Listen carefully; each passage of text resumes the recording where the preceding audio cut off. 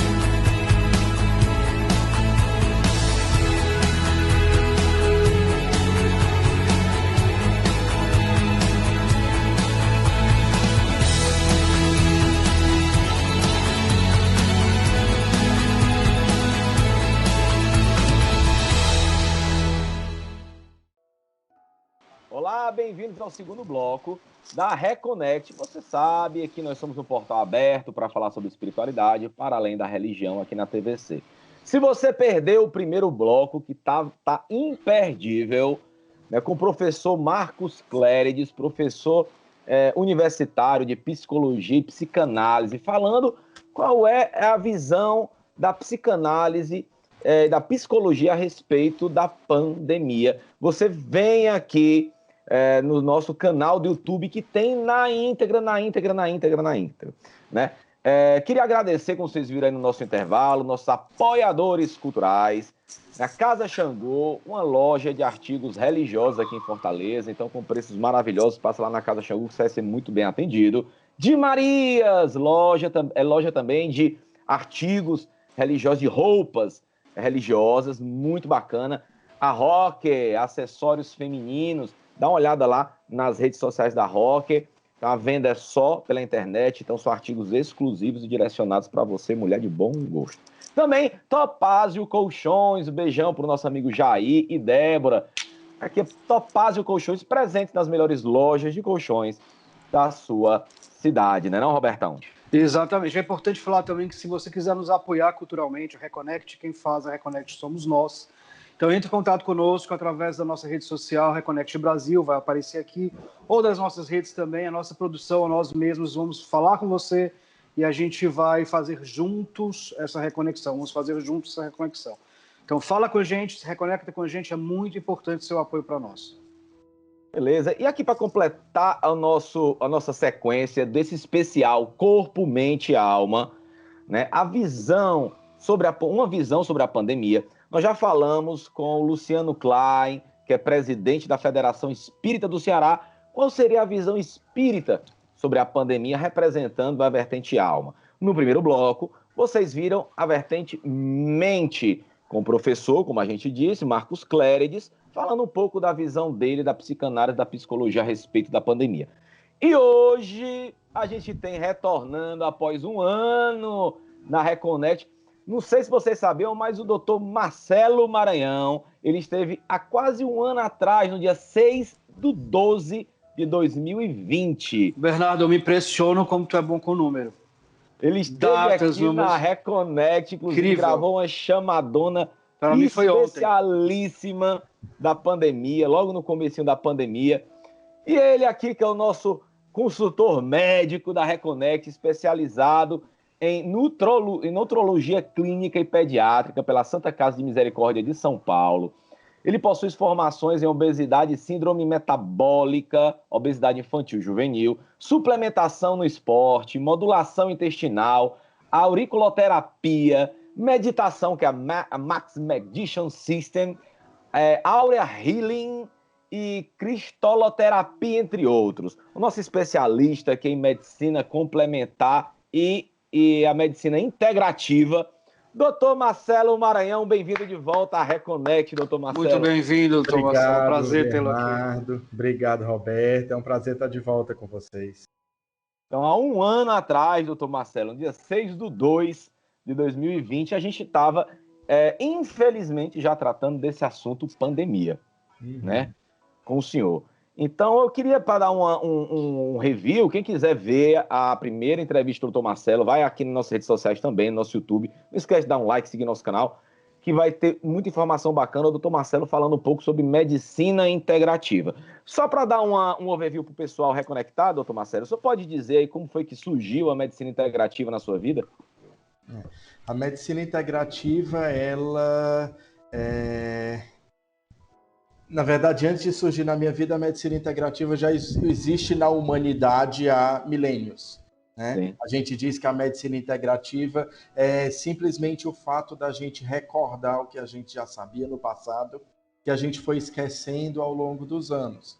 Que o ser humano, a dimensão corpo não existe sozinha, né? A dimensão corpo só existe unida à mente, à alma, e aí a gente volta para o propósito do próprio programa e do próprio Reconnect, né? A gente olhar tudo de uma forma integral. E a medicina integrativa surgiu na minha vida como uma necessidade muito particular de exercer a medicina, né? Em um determinado momento eu percebi que a medicina que eu vinha exercendo, a medicina pautada puramente em protocolos clínicos, em guidelines, não me satisfazia como profissional médico, não me satisfazia como ser humano. Eu precisava ampliar a minha atuação e a minha visão como médico. E a medicina integrativa, enquanto abordagem, que aí é muito importante que isso fique claro, medicina integrativa não é uma especialidade médica. A minha especialidade, por exemplo, é a nutrologia, mas a medicina integrativa é uma abordagem onde qualquer profissional da área da saúde e áreas afins, educadores podem atuar em medicina integrativa, assistentes sociais, administradores, gestores, todos podem usar a abordagem da medicina integrativa para poder guiarem o seu trabalho no dia a dia. Então, a medicina integrativa, enquanto abordagem, ela surge para mim como esse novo propósito de atuação, de olhar o ser humano e olhar a medicina de uma forma muito mais ampla. Doutor Marcelo, a gente conversou no primeiro bloco com o professor Marcos Clérides, e uma coisa que eu aprendi com o senhor na nossa primeira conversa foi essa correção em relação à alternativa, né, terapia alternativa. O senhor muito bem falou, olha, não é alternativa, porque a alternativa dá essa ideia de que é uma alternativa, o que não é, né? É um complemento, é uma integração. Falamos também, no primeiro programa com o Dr. Marcos Clérides e a doutora Carol, também é outra psicóloga, psicanalista, sobre essa questão ciência, né, espiritualidade, se uma coisa anula a outra, se isso se complementa. E que eu queria perguntar para o senhor já falou como é que a medicina surgiu na sua vida, mas eu queria saber como é que está hoje a medicina integrativa, essas práticas integrativas, como é que elas estão sendo encaradas pelos médicos mais tradicionais ou pelo conselho. O senhor sofre algum tipo de preconceito? Existe algum tipo de afastamento ali ou alguma retaliação pelo senhor trabalhar, fazer esse tipo de trabalho, essa integração, que também ajuda corpo, mente e alma? Olha, Roberto, já que a gente está num programa falando sobre Covid, eu vou aproveitar para falar que muita coisa mudou, inclusive na medicina integrativa, nos últimos 12 meses, né? Já que há um ano atrás a gente estava começando a pandemia, a gente falou a respeito disso. Muita coisa mudou, algumas coisas caminharam, outras coisas retrocederam, né? Mas uma das coisas que a Covid trouxe, né, que no fundo eu acho que com o passar do tempo a gente tem que começar a olhar para as mudanças positivas, apesar de todas as dores que a Covid trouxe, né? Uma das coisas que a Covid trouxe até para a própria medicina é uma abertura de mente, né? Existia muita coisa que a medicina integrativa já falava sobre integração corpo-mente, sobre status inflamatório do corpo e do indivíduo, sobre as práticas energéticas, sobre alimentação, e aí entra também na minha especialidade tradicional, que é nutrologia, que existia muita resistência nos meios mais tradicionais médicos. E a Covid veio quebrar muitas dessas barreiras, né? Ela veio mostrar que ou a medicina caminha para a integração, para a integralidade, que é a base da medicina integrativa, ou a gente não consegue tratar o indivíduo, né? O grande problema da Covid enquanto doença é que a Covid, mesmo depois de 1 ano de atuação, não existe receita para se tratar a Covid. Cada indivíduo com Covid é um indivíduo diferente e é uma Covid diferente. Tá? Então, o que a gente tinha de paradigma médico até meio do ano passado, de que existiam protocolos clínicos que davam certo para 99% das pessoas, todo mundo tinha que ser tratado igual, as comorbidades, os problemas, os agravamentos de todo mundo era o mesmo, na Covid isso não existe. A Covid veio deixar claro que cada indivíduo constrói sua saúde de forma diferente, então adoece também de forma diferente, né? Então, dentro desse processo de compreensão de que o indivíduo ele tem que possuir um tratamento que é dele e não é de mais ninguém, apesar de as medicações serem medicações de uma maneira geral comuns à grande maioria das pessoas, mas o tratamento em si ele é diferente. As doses, as posologias, a abordagem, quando eu começo a medicação, quando eu tiro a medicação, se vai usar oxigênio, se não vai usar oxigênio, se faz fisioterapia, se não faz fisioterapia, tudo isso tem que ser muito individualizado. E aí o Covid ele veio nos abrir os olhos para o que acontecia antes da Covid, né? De como as pessoas construíam a sua saúde antes de Covid. Porque o Covid não mata só pelo vírus, só pelo coronavírus, né? O Covid ele mata por um contexto mais amplo de saúde que envolve os processos alimentares, envolve os hábitos sociais, envolve a prática de atividade física, envolve o consumo de álcool e drogas, envolve a própria espiritualidade, né?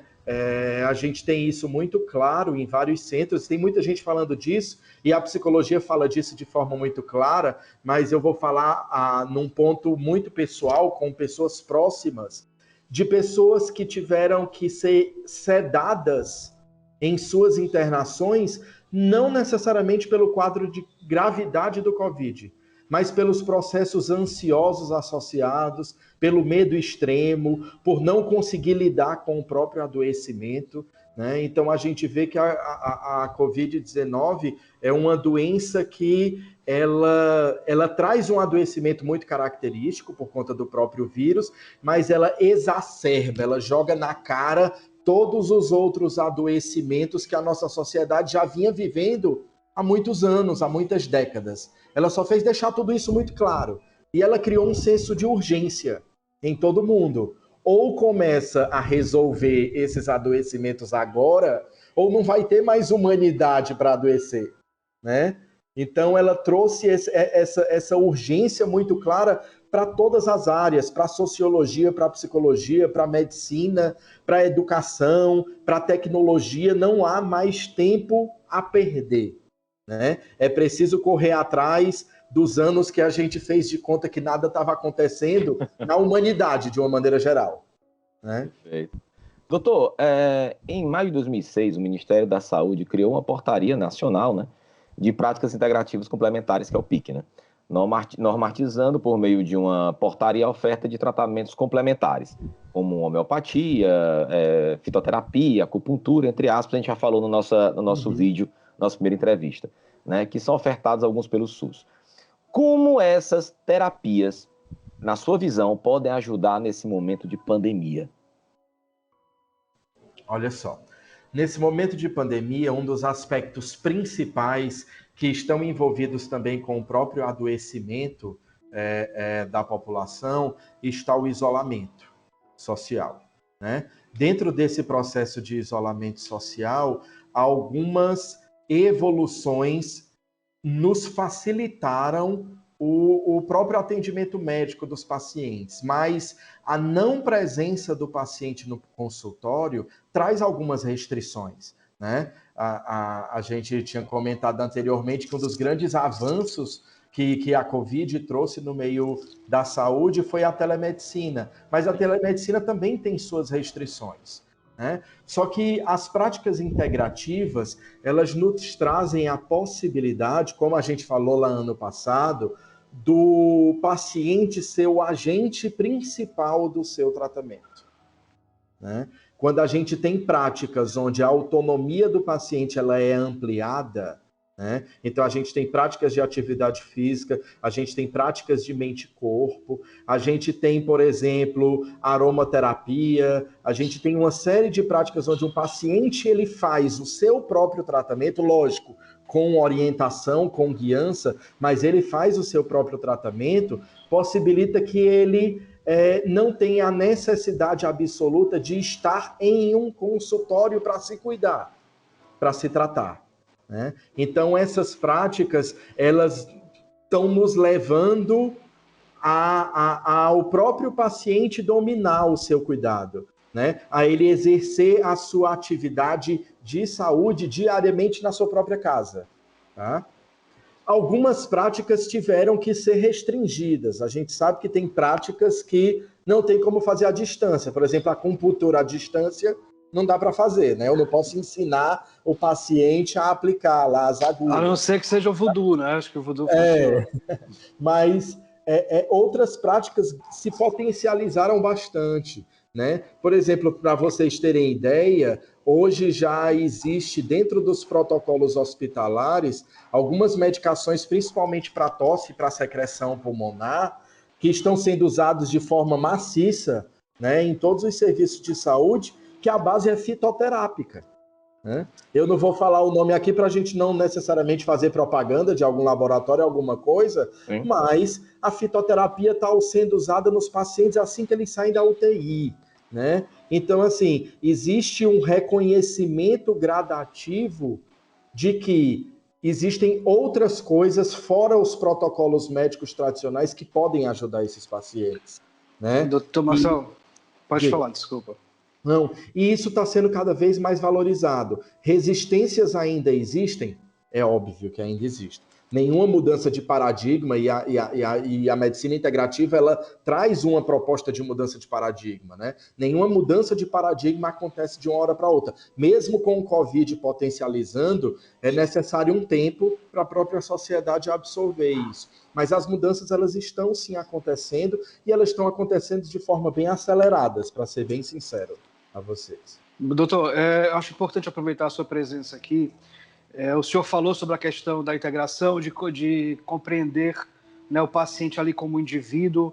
As pessoas falam muito sobre também formas ali complementares de cura, de cuidado, mas também estamos num momento onde temos a necessidade de defender a ciência, né? As pessoas falam muito, assim, olha, acredite na ciência, confie na ciência, e vemos também, em paralelo a isso, algumas pessoas usando de charlatanismo, ou de curandeirice, ou de outras coisas, para tentar fazer também, ou capitalizar, ou ganhar seu dinheiro, ou tentar ali convencer sobre curas milagrosas, né? Métodos milagrosos, tratamentos milagrosos que cientificamente não são comprovados. Eu acho importante aproveitar aqui para o senhor falar sobre o papel da ciência nesse momento e sobre se a questão da acupuntura, de outras práticas como o Reiki, se isso anula ou não, como é que isso se integra e qual a importância que nós temos hoje de reforçar essa fé, não só na espiritualidade, não só na cura, mas, sobretudo, também fé na ciência. É assim, né, Roberto? Desculpa, doutor Marcelo. É uma coisa que a gente estava conversando muito, né, Roberto, nos bastidores, era nesse quadro mundial, terapias complementares, doutor, devem continuar, como o nome diz, complementar, ou deve ser, ou pode ser definitiva, né? Dentro desse processo de mudança de paradigma, a gente vê que as próprias terminologias elas vão evoluindo, né? Até algum tempo atrás, a gente tinha essas práticas chamadas de práticas alternativas. Sim. O próprio mindset da sociedade e das especialidades de saúde já percebeu que elas não são alternativas, elas são integrativas ou complementares, tá? Exatamente por essa visão de que o ser humano ele é estruturado a partir de um corpo material, um corpo físico, um corpo espiritual, uma mente Então, tudo isso ele tem que estar integrado no cuidado. Tá? Algumas pessoas já me perguntaram como é que eu identifico um charlatão, né? Eu costumo dizer que a maneira mais fácil de identificar um charlatão é você observar se ele promete resolver alguma coisa.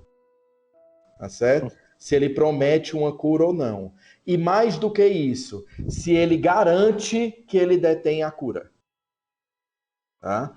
Porque qualquer profissional sério de medicina integrativa, ele nunca vai lhe orientar a abandonar qualquer tratamento que seja. Tá? Ele nunca vai dizer, não volte mais no seu médico, pode deixar que eu cuido de você. Tá? Porque o profissional de medicina integrativa sério, ele sabe que cada profissional tem o seu campo de atuação. E esses campos de atuação, eles só podem ser aproveitados se eles forem realizados em conjunto e de forma simultânea.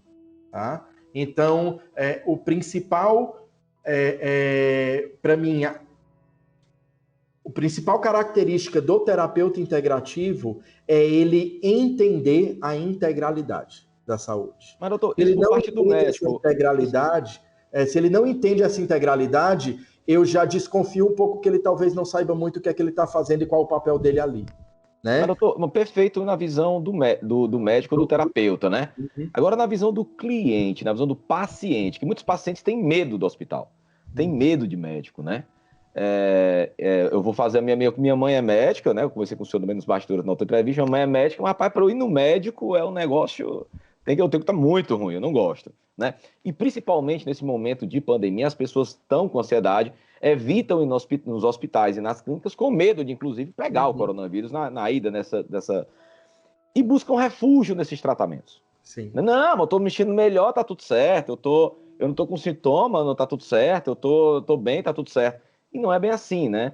Então, também fico alerta para as pessoas, para os pacientes, para as pessoas que estão nos assistindo, que são sim complementares, se linkam, né, doutor? Não pode ser uma em detrimento da outra, né? É uma e outra, não é uma ou outra, né? É tudo. É todo mundo junto, né, em prol da saúde de um indivíduo. Né? Uma das coisas que eu posso falar, principalmente para o cliente / paciente, né, que a gente tenta evitar, inclusive, até o termo paciente, porque o termo paciente dá a ideia de que é uma pessoa que está ali esperando uma cura que vem de fora. Né? Então, a gente tem usado mais o cliente ou o próprio agente. Né? Uma das recomendações que eu dou é que só faz sentido você ter um terapeuta de qualquer segmento que seja, ou terapeuta tradicional ou terapeuta integrativo, se você tem confiança naquele terapeuta. E se você tem confiança, você tem que dizer a verdade. Porque somente com a realidade de como você está e como você se sente, o terapeuta vai ter condições de virar para você e vai dizer, olha, a partir de agora, eu não posso lhe tratar sozinho. Eu preciso de um profissional tal. Tá? Eu estou tratando uma ansiedade com acupuntura e estou me sentindo melhor. A partir do momento que aquilo não caminha mais, eu tenho que chegar para o meu acupunturista e dizer, olha, eu não estou legal, eu não estou bem. E um acupunturista sério, ele vai dizer, eu preciso que você vá num psiquiatra. Eu preciso que você vá num psicólogo. Tá? Esse processo de confiança entre o cliente e o terapeuta é essencial para a terapia integrativa existir. Tá? Porque é um processo de entrega. O cliente ele entrega a sua condição de saúde e o terapeuta ele vai entregar e integrar possibilidades de tratamento. Né? O terapeuta ele não tem... na medicina integrativa, o fim não é a cura da doença. Na medicina integrativa, o fim é a cura do indivíduo. Que é exatamente o que a gente estava falando com relação à Covid. Né? Tratar a Covid hoje em dia não é tratar a Covid, é tratar a Dona Maria que está internada com Covid. E a medicina integrativa ela traz isso na sua essência, na sua base. Quero pedir... Esse processo de confiança ele tem que ser muito claro entre o terapeuta e o cliente. Muito bem colocado. A coisa não consegue acontecer. Eu quero até aproveitar, doutor Marcelo, pedir desculpa a todos os médicos que eu fui, que eu falei que eu fazia exercício regularmente. É mentira, eu não fazia. Eu sou muito sedentário. Não minto mais. Não vou mais mentir. Vou ser sincerão agora. Mas eu queria voltar. Eu vou ser sincero com você, Roberto, que eu lhe conheci pessoalmente já. Eu não sei se todos os médicos acreditaram que você fazia exercício físico regularmente, não. Tá? Muito obrigado. Tudo bem. Eu tenho cara de sedentário, eu tenho cara de bonachão, verdade. Adorei, doutor. Doutor, mas eu acho importante a gente voltar a falar um pouquinho mais também sobre a questão da ciência. Nós somos um programa de espiritualidade, as pessoas, né, a galera reconectada, busca muito o nosso programa para ter um alento espiritual, para compreender como é que se cura espiritualmente ali. Falamos com sacerdotes, diversas práticas, etc. Mas eu quero muito aproveitar o senhor aqui para que a gente possa falar, chover no molhado, falar coisa mais prática. Né? O que as pessoas devem fazer para poder se prevenirem, né? Para poder passar por esse momento tão difícil, tão complicado, de uma forma melhor e tentar evitar esse contágio, tentar evitar contaminar outras pessoas. O básico mesmo, o beabá. Eu acho que a gente tem ouvido falar tanto, um ano depois, né? Todo mundo continua falando sobre isso, é porque realmente é necessário falar, assim, assustadoramente, tem gente que não acredita. Então eu queria que o senhor fizesse utilidade pública aqui para a galera reconectada. Como a gente falou, a Covid ela é uma doença que individualiza as pessoas. Individualiza tanto no isolamento social, como ela individualiza enquanto doença, tá? Então, nós sabemos que existem parcelas da população que são mais vulneráveis. Os idosos são mais vulneráveis, os cardiopatas, os imunossuprimidos, pacientes com doenças graves são mais vulneráveis. Isso não significa que um jovem de 30 anos de idade que pratica atividade física, não bebe, não fuma, não vai ter uma Covid grave, tá? Porque, como eu falei, a Covid, ela individualiza o doente, individualiza as pessoas. Então, nós não temos garantia nenhuma de que um jovem ou uma criança não vá morrer se pegar Covid, tá certo? Nós não temos garantia nenhuma de que a medicação X, Y e Z vai impedir que eu tenha um caso de Covid grave, tá? E eu não tenho garantia nenhuma de que eu não vá transmitir essa Covid para qualquer pessoa que seja. Se eu não estou saindo de casa, pode ser o porteiro do meu prédio, tá? Então, dentro da Covid-19, além de todas as mudanças no contexto de saúde e no contexto social, a Covid ela trouxe uma mudança muito grande do nosso entendimento enquanto individualidade, enquanto coletivo, né? Do quão nós precisamos ser responsáveis com a nossa dimensão coletiva, tá? Então, pontos essenciais que não podem passar desapercebido em momento nenhum, tá? Os nossos processos e os nossos hábitos de higiene ainda precisam melhorar muito, tanto dentro de casa como fora de casa, tá? O nosso respeito ao espaço e à individualidade do outro também precisa melhorar muito. Nós brasileiros, nós somos um povo que a gente gosta muito de falar pegando e abraçar, e essa amorosidade, esse calor que nós temos é muito bom, mas nesse momento essa amorosidade pode virar, eu acho que o ditado é presente grego, né? Pode virar um grande presente de grego, porque eu não sei se eu estou com o coronavírus agora e se eu encontrar um amigo na rua e der um abracinho rápido de longe, se eu não vou passar coronavírus para ele, tá? Então, primeiro, os nossos hábitos de higiene. Segundo, os nossos hábitos sociais e o nosso respeito ao espaço do outro, tá certo? E terceiro, o nosso respeito ao que a gente tem estabelecido na ciência, que é o que você falou, tá? Discussões à parte, nós sabemos que o uso de máscara sim diminui o contágio de Covid. Uso de álcool sim diminui contato de Covid. Lavagem das mãos sim diminui contato de Covid. E isolamento social sim diminui contato de Covid. São coisas que não fazem mais sentido serem discutidas, né? A maneira como é feito pode ser reavaliado? Sim. Se o isolamento social é uma restrição de horário, se é lockdown, aí existem cientistas especialistas nisso. Não é isso que a gente está falando. Mas que isolamento social é necessário sim. Porque a gente não está pensando no indivíduo pontualmente, a gente está pensando num coletivo. E o nosso coletivo está adoecido. Aqui em Fortaleza a gente vive um momento muito complicado, né? A gente tá gravando esse programa agora num auge, num pico de contaminação.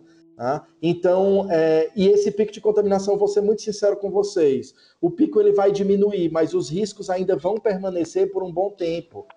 A gente ainda vai demorar um tempo para toda a nossa população ser vacinada e para a gente ter uma diminuição do nosso índice de contágio. Então, esses cuidados, eles têm que ser seguidos ainda por meses, que dirá anos. Até porque o coronavírus, ele está agora. A gente não sabe o que é que ainda vai aparecer para nós no planeta Terra nos próximos anos. Outras coisas podem aparecer. Talvez a gente esteja numa curva de aprendizado, que foi muito falado sobre a curva de aprendizado dos médicos. Agora os médicos já sabem tratar a Covid, né? Eles já sabem o que eles não devem fazer, mas a solução para o problema a gente ainda não tem muito, não. Né? Mas, doutor, você falou uma coisa muito interessante, que houve muito aprendizado, né? Uhum. Da parte científica, né? No começo da pandemia, por exemplo, a gente viu muita ciência a pouco perdida, né? Em relação à maneira como tratar o Covid, óbvio, porque era uma coisa nova, né? Mas em muitos casos, até médicos importantes, né? A gente viu discordando de decisões governamentais, inclusive decisões da OMS, né? E hoje ainda vimos isso muito, né? Ou seja, alguns médicos vindo a público, outros desmentindo, a hidrocloroquina serve, a hidrocloroquina não serve, e não sei o que serve, outra coisa não serve. Como a população pode se prevenir, na sua opinião? Em quem acreditar? Tudo bem, sigamos todas as suas orientações, mas o que cura, o que não cura, o que ficar, como não ficar, como a gente vai saber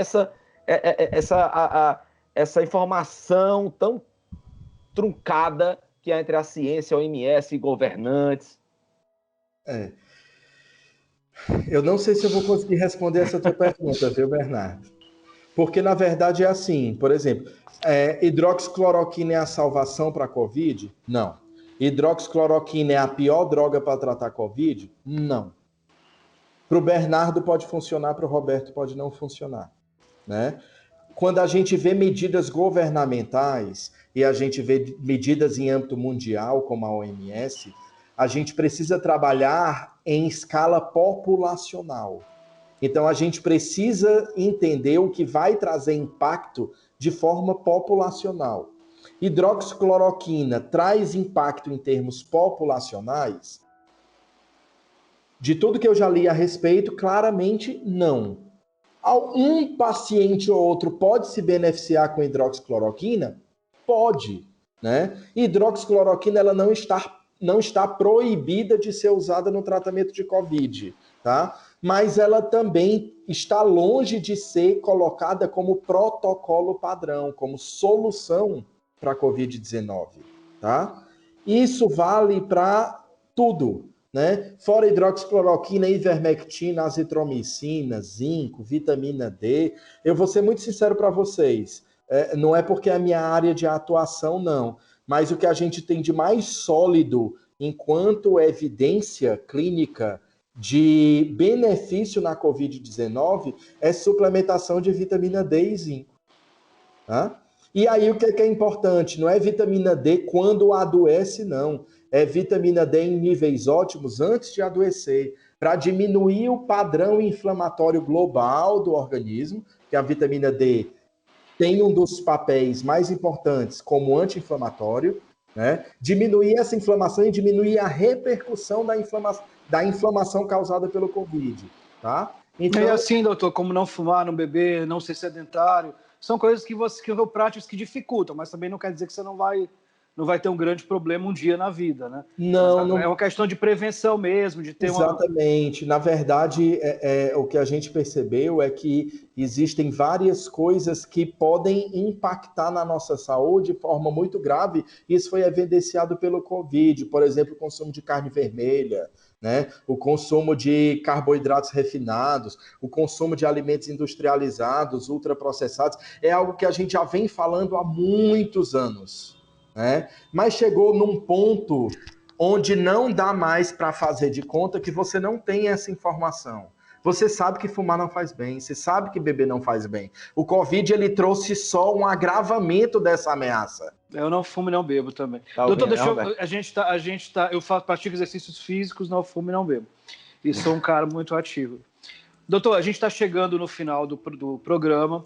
Felizmente dá para conversar muito aqui, mas a gente fez uma pergunta para o Marcos Cléris, professor, e eu queria refazê-la para o senhor. Ele falou sobre a questão da Covid psicológica, de doenças psicológicas, né?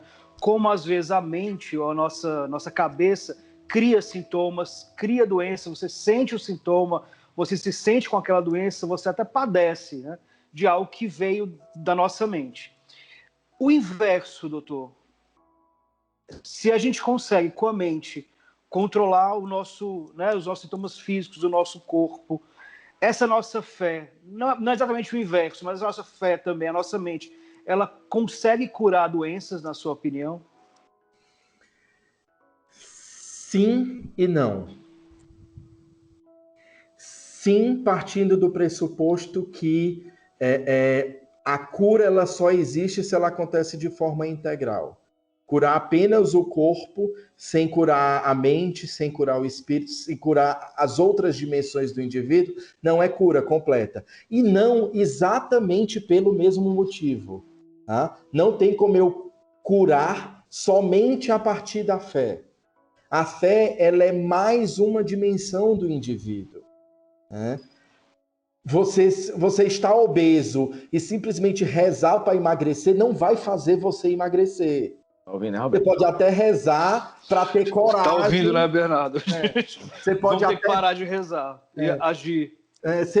Você vai rezar para lhe dar coragem para poder sair do sofá e fazer atividade física. Roberto então você usa a fé. É meio curta em relação a isso. Você usa a fé para potencializar. Eu já levitei, mas não emagreci. Você usa a fé para potencializar a sua mente para você fazer a mudança física que você precisa. Tá? Então eu acredito que a fé ela promove cura, sim, a partir do momento onde eu não nego as outras dimensões. Que a gente volta para o ponto exatamente da ciência, né? A fé consegue curar a Covid? Sim. Se junto com a fé eu tenho a ciência alicerçada. A gente tem que aprender a não separar. A fé e a ciência elas não são lados opostos, né? Elas são duas dimensões da mesma coisa, que é o ser humano. É o estudo do ser humano. A fé, para mim, não é nada mais do que o estudo do próprio ser humano e das suas buscas e dos seus anseios individuais. Né? Se isso é a fé e é o estudo da espiritualidade, da religiosidade, ele tem que acontecer em conjunto com o estudo do corpo, com o estudo da mente, com o estudo da energética, da quântica, que é outra dimensão do ser humano, que às vezes a gente fala um pouco menos, porque parece conversa de gente doida, quando a gente começa a falar de energia. Fé, às vezes, é mais fácil. Para mim, fé é muito mais sutil do que a energia, mas às vezes é mais fácil de entender do que a energia, né? Mas enquanto a gente não conseguir entender que todas essas coisas são dimensões da mesma coisa, que é o indivíduo humano, a gente vai continuar nesse embate de se a ciência cura, se a fé cura, se a mente cura, quem que adoece primeiro, né? E existem alguns estudiosos que dizem, inclusive da espiritualidade, que dizem que toda doença se inicia no espírito. E do espírito passa para a mente, e da mente passa para o corpo. Eu, particularmente, eu entendo que toda doença acontece em todo canto ao mesmo tempo. Não é o espírito que adoece primeiro e depois vem para o corpo, ou o corpo adoece primeiro e vem para o espírito. A doença ela se instala no indivíduo. A gente tem que simplesmente aprender a parar de separar esse Somos indivíduo. Um todo, né, doutor? Exatamente. Doutor, como sempre, brilhante nas suas colocações. Doutor Marcelo, a gente podia ficar como sempre, a gente podia ficar conversando aqui horas. A gente separou esse especial em corpo, mente e alma. Então, cada bloco a gente chamou um especialista. Então, como nós dissemos, quem veio falar de alma aqui foi o presidente da Federação Espírita, quem veio falar de mente foi um professor universitário de psicologia e psicanálise. E ninguém melhor do que o doutor Marcelo Maranhão, nosso consultor para assuntos médicos aqui na Reconnect, para falar sobre a visão da ciência, a visão da medicina. E é claro, o doutor Marcelo, que o credencia muito, é que além de médico por formação, ele também exerce uma vertente linda, que é a medicina complementar. Então, ele estuda outras vertentes que estão ligadas justamente com mente, corpo e e alma. Então, ninguém melhor do que o Dr. Marcelo Maranhão para fechar. Vai sair aqui as redes do Dr. Marcelo, muito generoso, sempre muito generoso. Então, muito obrigado, doutor Marcelo. Muito obrigado. Nos reconectamos, Bernardo. Mas sempre nos reconectamos. Eu que agradeço. Doutor Marcelo, muito obrigado. O tempo é seu. Se o senhor tem algum tempo para falar o que o senhor quiser, o programa é seu, como sempre. Eu que agradeço a oportunidade que vocês dão, não só a mim, mas todas as pessoas que passam pelo Reconnect. Dentro do senso de urgência que a Covid trouxe, as pessoas estão com urgência muito grande de ter informação sobre tudo. E a gente, quando toma conhecimento dessas coisas, a gente tem uma urgência muito grande de passar essa informação à frente, né? Então, eu queria, mais uma vez, parabenizar a vocês e a todos que são envolvidos com o Reconnect. Eu sei que o Roberto e o Bernardo é o rosto que aparece, mas tem muito mais gente que está envolvida nesse processo, que acredita no projeto Reconnect, né? E agradecer essa oportunidade da gente levar o máximo de informação possível para as pessoas que estão em casa assistindo, para que elas possam se tornar agentes da sua própria vida, né? Elas possam tomar a decisão de que caminho elas querem trilhar em todas as áreas. Então, muito grato pelo convite de vocês. Estou sempre à disposição. É um programa, um podcast que eu particularmente sinto muito prazer em participar. Então, sempre que precisarem, eu estou por aqui.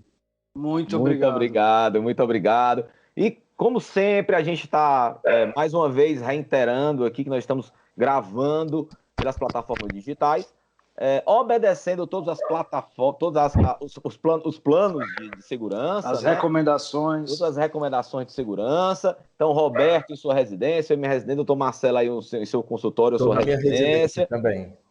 Então, muito obrigado, Roberto, sempre, meu irmão. Obrigado, meu irmão, muito obrigado. Doutor Marcelo, mais um programa Reconnect número 59, eu sou homem dos números, né? Então, número 59. Então, espero que você que esteja assistindo a gente, ouvindo a gente no podcast, tenha gostado nesse nosso especial Corpo, Mente e Alma. E fique em casa se você puder. É claro, quem precisa sair, quem tem que sair para sustentar sua família, quem somos nós para criticar. Então, mas se for possível, fique em casa. Mas se for sair de casa, use máscara, passe álcool, preste atenção em todas as sugestões e dicas aí que o Dr. Marcelo Maranhão falou. E até a semana que vem com sua reconexão semanal sobre espiritualidade para além da religião. Tchau, tchau. Tchau, até mais. Tchau, tchau, gente.